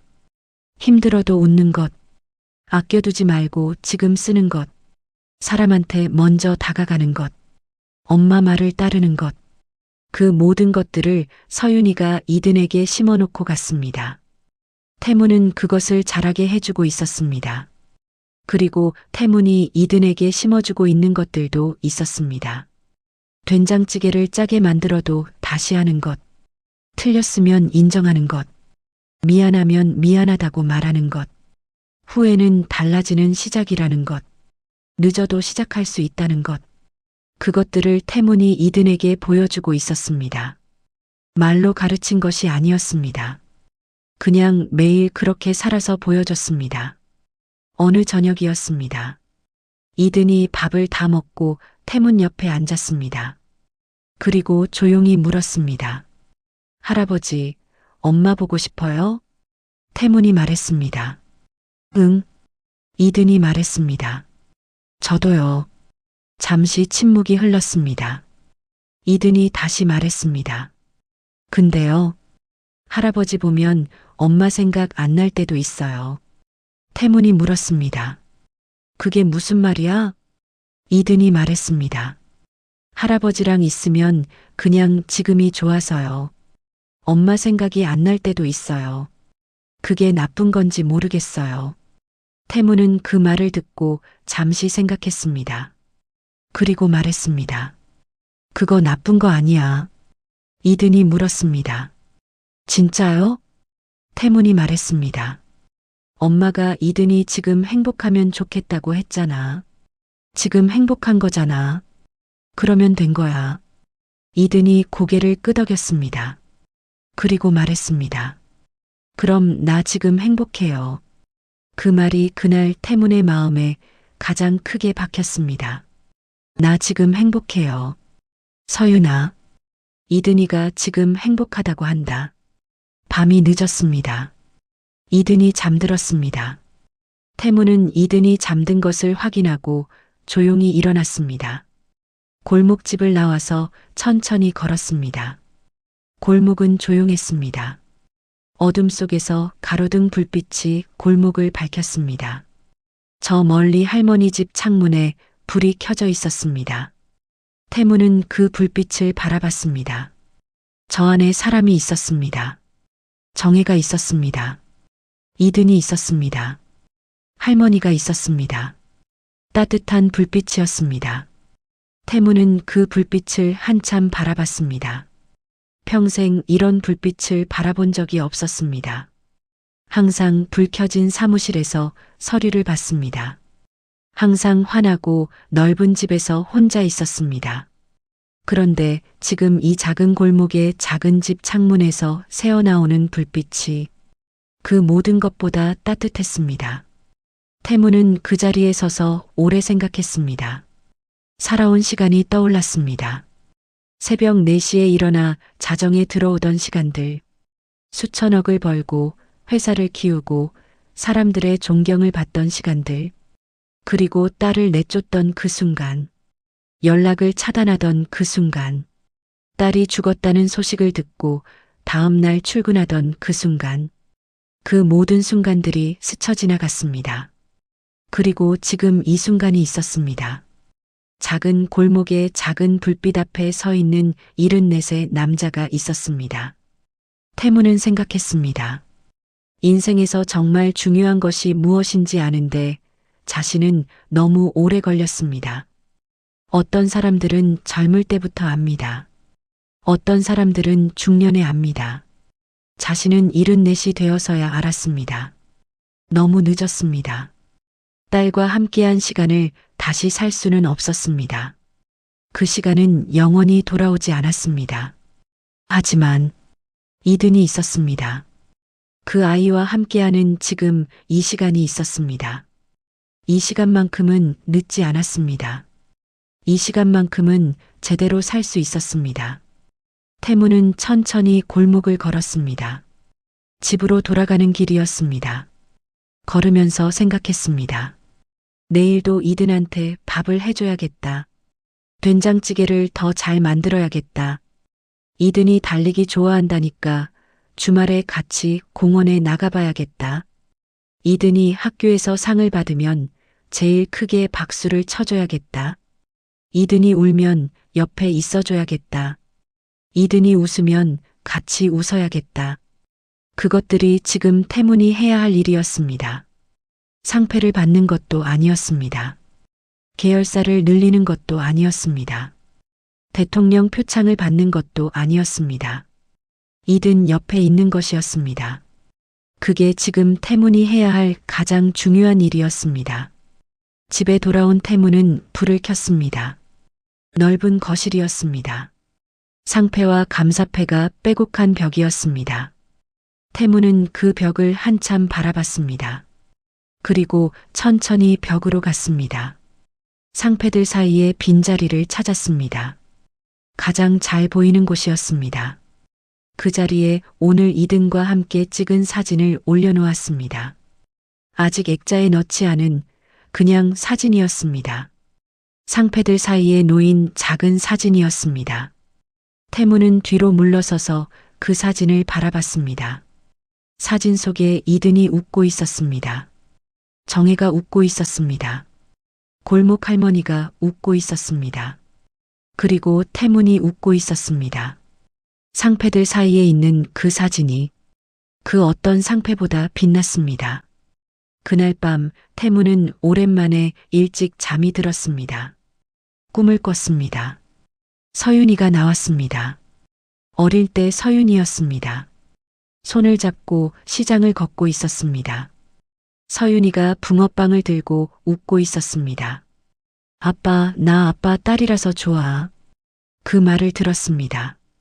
태문이 꿈속에서 말했습니다. 나도 서윤이 아빠라서 좋다. 꿈이었지만 말을 했습니다. 평생 한 번도 하지 못했던 말이었습니다. 꿈속에서라도 했습니다. 그것으로 충분했습니다. 아침이 됐습니다. 새벽 4시였습니다. 태문이 눈을 떴습니다. 천장을 바라봤습니다. 그리고 일어났습니다. 오늘 된장찌개를 만들어야 했습니다. 어제보다 덜 짜게, 이든이 좋아하게. 그것이 지금 강태문의 아침이었습니다. 74세 남자의 새로운 아침이었습니다. 너무 늦게 시작된 아침이었습니다. 하지만 그래도 아침이었습니다. 가족은 지켜야 할 대상이 아니었습니다. 놓치지 말았어야 할 사람이었습니다. 그 사실을 그는 너무 늦게 알았습니다. 하지만 알았습니다. 그리고 지금 남은 시간 동안 놓치지 않고 있었습니다. 그것으로 충분했습니다. 늦게 피는 꽃도 꽃이었습니다. 강태문의 이야기 어떠셨나요? 이 이야기를 처음 준비하면서 저도 모르게 한번 멈춰 생각했습니다. 나는 지금 곁에 있는 사람한테 잘하고 있는가 하고요. 우리는 살다 보면 가장 중요한 것을 나중으로 미룰 때가 있습니다. 바빠서 라고 말합니다. 시간이 없어서 라고 말합니다. 나중에 하면 된다고 라고 말합니다. 그런데 나중이 오지 않을 수도 있습니다. 강태문처럼 7년이 지나고 나서야 딸의 무덤 앞에 서게 될 수도 있습니다. 그때 가서 후회해도 늦습니다. 딸의 목소리는 녹음기 안에 있었습니다. 끝까지 한 번만 안아보고 싶었다는 그 말이 녹음기 안에 있었습니다. 오늘 이 영상을 보신 분들 중에 오래 연락하지 못한 가족이 있으신 분 계신가요? 자녀한테 먼저 전화하기가 왠지 쑥스러운 분 계신가요? 부모님한테 보고 싶다는 말을 못하고 계신 분 계신가요? 오늘 딱 한 가지만 해보시면 어떨까요? 전화 한 통이면 됩니다. 잘 지내냐고, 밥은 먹었냐고, 보고 싶다고. 그 한마디가 언젠가 가장 크게 기억될 수 있습니다.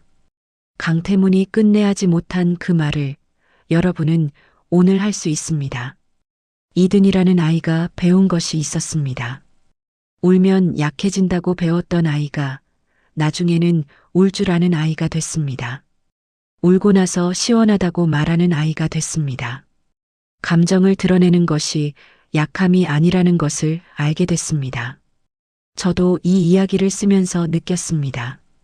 우리가 강해지려고 참는 것들이 사실은 우리를 더 외롭게 만들 때가 있다는 것을요. 보고 싶으면 보고 싶다고 말해도 됩니다. 힘들면 힘들다고 말해도 됩니다. 울고 싶으면 울어도 됩니다. 그게 약한 게 아닙니다. 그게 살아있다는 증거입니다. 강태문은 74세 된장찌개를 처음 배웠습니다. 74세 아이 손을 잡고 학교에 처음 가봤습니다. 74세 처음으로 무릎을 꿇고 아이 눈을 맞췄습니다. 늦었습니다. 너무 늦었습니다. 하지만 그래도 했습니다. 그래서 이든이가 웃게 됐습니다. 늦게 피는 꽃도 꽃입니다. 지금 시작해도 됩니다. 지금이라도 하면 됩니다. 오늘 이 이야기를 들으셨다면 한 번쯤 생각해 보셨을 겁니다. 내 곁에 있는 사람을 나는 제대로 보고 있는가 하고요. 강태문처럼 일에 치이고 살다 보면 가장 소중한 사람을 놓치는 경우가 있습니다. 오늘 하루 가장 가까운 사람에게 전화 한 통 해보시는 건 어떨까요? 보고 싶다고 잘 지내냐고. 그 한마디가 언젠가 가장 큰 것이 될 수 있습니다. 가족은 지켜야 할 대상이 아니라 놓치지 말았어야 할 사람이었습니다. 이 영상이 좋으셨다면 좋아요 한번 눌러주시고 구독도 해주시면 정말 감사하겠습니다. 여러분의 좋아요 하나하나가 이런 이야기를 계속 만들어갈 수 있는 힘이 됩니다. 그리고 혹시 주변에 이런 이야기가 필요한 분이 계신다면 공유도 부탁드립니다. 오늘 영상이 단 한 분의 마음에라도 닿았다면 그것으로 충분합니다. 다음 영상에서 또 만나 뵙겠습니다. 오늘도 끝까지 함께 해주셔서 감사합니다.